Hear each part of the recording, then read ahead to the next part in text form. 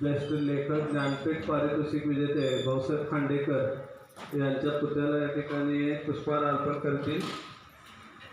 त्यानंतर इथं खाली राज्याची स्थापना झाली।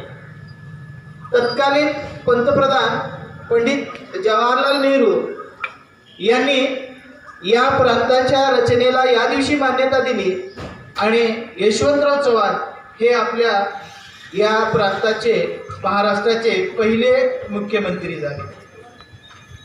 महात्मा गांधी यांनी या प्रांताचे म्हणजे महाराष्ट्राचे वर्णन करताना एके ठिकाणी म्हटलेले आहे की महाराष्ट्र भूमी हे कार्यकर्त्यांचं मोहळ आहे।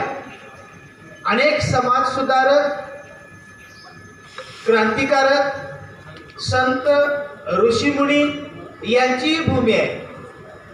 संत ज्ञानेश्वर यांनी माझा मराठीचा बोलू कौतुके परी अमृतातही पैजा जिंके ऐसी अक्षरे रसिके मिळवीन या पद्धतीनं मराठी भाषेची थोरवी गायलेली आहे। आणि हा मराठी भाषा बोलणारा लोकांचा प्रांत म्हणजे हा महाराष्ट्र 1 मे 1960 दिवशी या महाराष्ट्र राज्याची स्थापना झाली।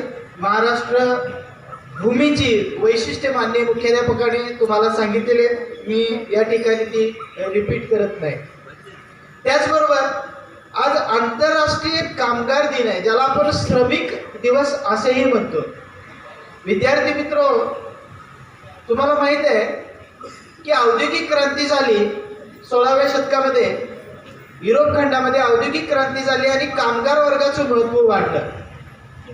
भांडवलदार व्यक्तीने कारखान्याची कारखान्याची निर्मिती केलेली, या कारखान्यामध्ये काम करण्यासाठी कामगारांची आवश्यकता मोठ्या प्रमाणामध्ये भासू लागली। या कामगारांची अवस्था त्यावेळेला अतिशय बिकट आणि वाईट अशी होती। त्यांच्या कामाचे तास ठरलेले नव्हते, 18-18, 15-15 तास त्यांना काम करावं लागायचं। त्यांना न्याय असं त्या कामाचं घामाचं मोबदला वेतन मिळलं जात नव्हतं। त्यांच्या राहण्याची सोयी व्यवस्थित नव्हत्या, कुठेही कसंही झोपडपट्टीमध्ये राहावं लागायचं। आणि या सगळ्या कष्टातून, या सगळ्या त्रासातून कामगारांना आपलं जीवन कंठावं लागायचं। या सगळ्याच्या त्रासाच्या विरोधात ऑस्ट्रेलियामध्ये आणि अमेरिकेमध्ये कामगारांनी उठाव केला आणि आमचे कामाचे तास ठरवून द्या, आम्हाला गाळलेल्या घामाचं योग्य वेतन द्या, आमच्या मुलाबाळांच्यासाठी शिक्षणाची सोयी करा, अशा पद्धतीच्या मागण्या घेऊन कामगार रस्त्यावर उतरले।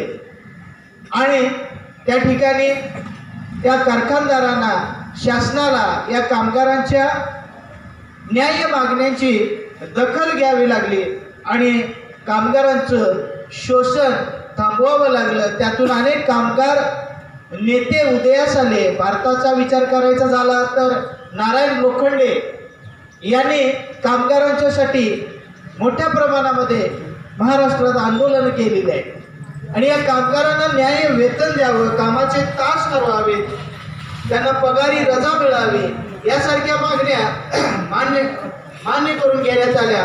1 मे 1980 हा तो दिवस होता आणि म्हणून आंतरराष्ट्रीय कामगार दिन हा 1 मे 1980 पासून जगभर साजरा केला जातो। तसा तो भारतातही साजरा केला जातो, महाराष्ट्रातही साजरा केला जातो। उद्देश असा आहे की कामगारांचं जीवनमान सुधारावं, त्यांना पगारी रजा मिळाव्यात, कामाचे तास ठरवले जावेत आणि मुख्य म्हणजे त्यांचं शोषण थांबलं जावं। या दृष्टिकोनातून अनेक प्रकारचे कायदे केलेले आहेत। डॉक्टर बाबासाहेब आंबेडकर हे नवीन मंत्रिमंडळ जेव्हा निर्माण झालं त्यावेळेला कामगार मंत्री म्हणून त्यांनी जेव्हा या खात्याचा कारभार स्वीकारला तेव्हा कामगारांच्यासाठी, महिलांच्यासाठी आणि सर्वच प्रकारच्या राबणाऱ्या हातांसाठी अनेक प्रकारचे त्यांनी कायदे केलेले आहेत। त्याच कायद्याचा, त्याच नियमांचा आधार घेऊन आज कामगारांचं जीवनमान सुधारलेलं आपल्याला पाहायला मिळते।